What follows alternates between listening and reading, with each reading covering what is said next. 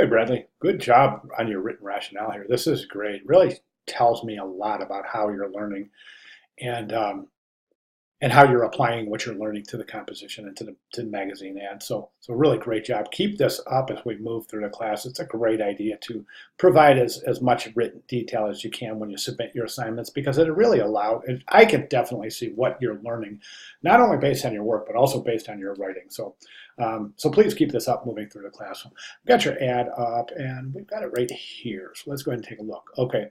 I think it's a good start. I think mechanically and technically you're set up pretty well, meaning that we've got our bleed, we've got our background image pulled to the bleed, we've got our color bar pulled to the bleed. That's excellent. We jump over to the color mode by going across the menu across the top of the screen to the word file, come down to where it says document color mode, and we can see that you are successfully set up in the the CMYK color mode. You've got your masked images both placed and embedded correctly. And then you've got your background image, which looks like it has some pretty good adjustments to it. So that's fantastic. Let's take a look at the, oh, by the way, your Arial bold italic for the sub, Arial for the headline, and Arial regular. So we have Arial bold headline, Arial bold italic subhead, Arial regular for the body copy. That's fantastic.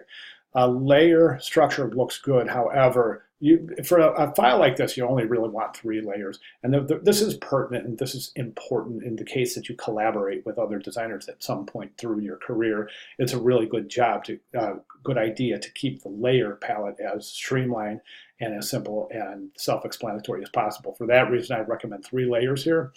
One layer called images, where all of the images would reside, including this called shadows. An image called text, where all the text resides, and I'm sorry, a layer called text, and a layer called logo. So you have a logo and your branding elements on one layer, all of your images on another layer, all of your type on a third layer. Okay.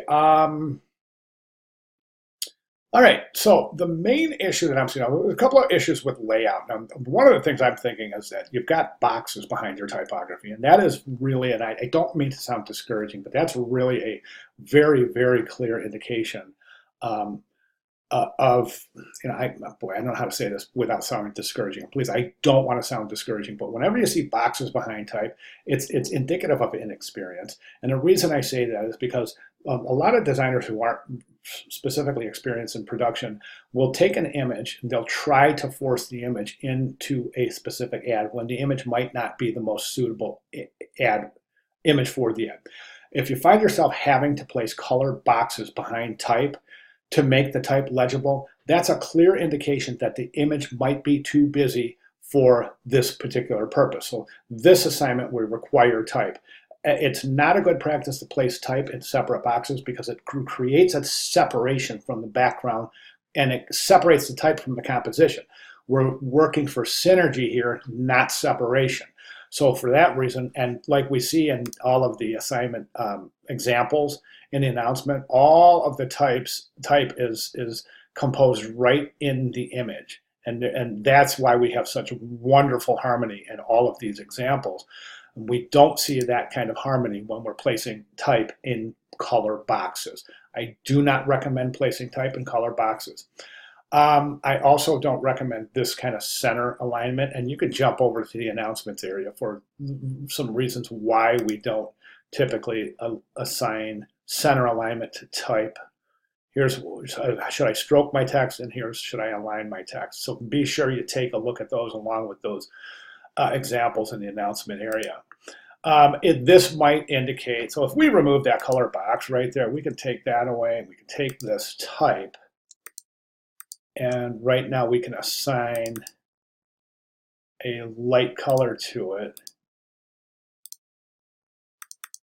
and we can see that it's not looking too bad at all. Let's remove this color bar right here. Let's take this guy, left align it, give him a white color. Let's take that guy, left align it, give him a lighter color. All right, I think we're looking pretty good already here. So we'll just move that down a little on the composition. Make sure we're in alignment here. Okay, I think that's already looking much better. If you feel that the type isn't legible, go ahead and replace the background image. I'm not real sure about this color bar right here.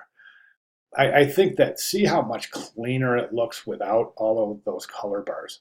So, I mean, if you leave that color bar, I think that was not too bad at all, really. So the next thing I want to mention is the fact that the logo is really, really distorted. And I want to show you an example of what the logo looks like. And we're going to place it next to the logo that you have in the magazine ad.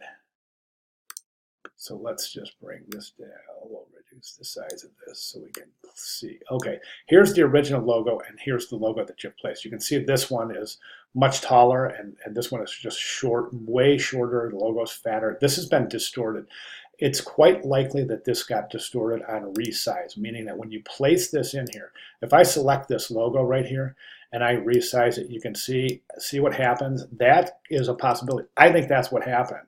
In order to constrain the original proportions, all you have to do is select the item, come over to the corner bounding box where you're going to drag it, and just hold your shift key down, and that'll constrain the original proportions. So what you want to do is you want to go ahead and replace the logo in there, and then when you resize it, make sure you hold that shift key down so it doesn't become distorted. Okay, so mainly I think you might want to consider moving the I'm sorry, replacing the background image with something that's not quite so busy. And again, if you jump over to the course announcements area, you'll see just many, many wonderful, wonderful examples. Okay, so definitely want to maybe consider replacing that background image. Other than that, I think if you're doing good work. So if you have any questions, comments, concerns, or if I can make any clarifications at all, please let me know, and I'll be glad to do that. But I'd like to see these changes reflected in your final submission for the final magazine ad, which is due coming up in week 7, I believe. So you have a minute to work on that. But if you are working on it, if you want to run something by me, please feel free. I'll be glad to provide additional comments. Okay, thank you very much.